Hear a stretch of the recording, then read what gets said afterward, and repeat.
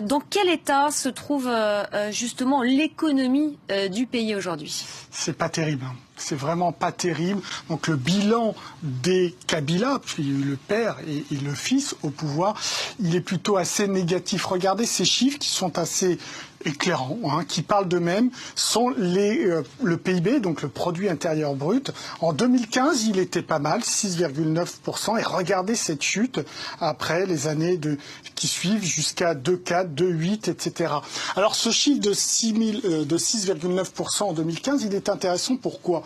Non seulement pour montrer cette chute-là, mais également pour montrer qu'entre 2010 et 2015, tenez-vous bien, la moyenne de la croissance du produit intérieur brut du pays était plutôt de 7,7 points. Donc il y a une chute qui est constante au fur et à mesure de ces dernières années, à mettre évidemment au passif du président Kabila.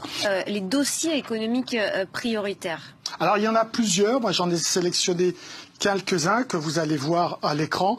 D'abord, il faut des infrastructures. Vous avez le sous-sol, la richesse, la forêt, l'eau, etc.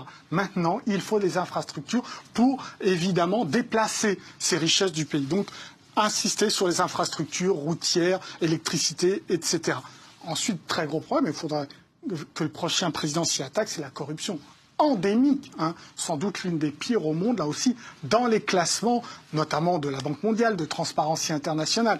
La République démocratique du Congo est en bas du classement. Ensuite, la formation des travailleurs, parce que ça aussi c'est très important. Il y a le potentiel économique, mais les travailleurs ne sont pas suffisamment formés, et ça peu importe les secteurs. À la fois dans le secteur agricole, qui est petit, mais qui regroupe un certain nombre, une majorité de travailleurs, mais jusqu'au secteur industriel, en passant par les secteurs tertiaires. Donc il va falloir former les gens.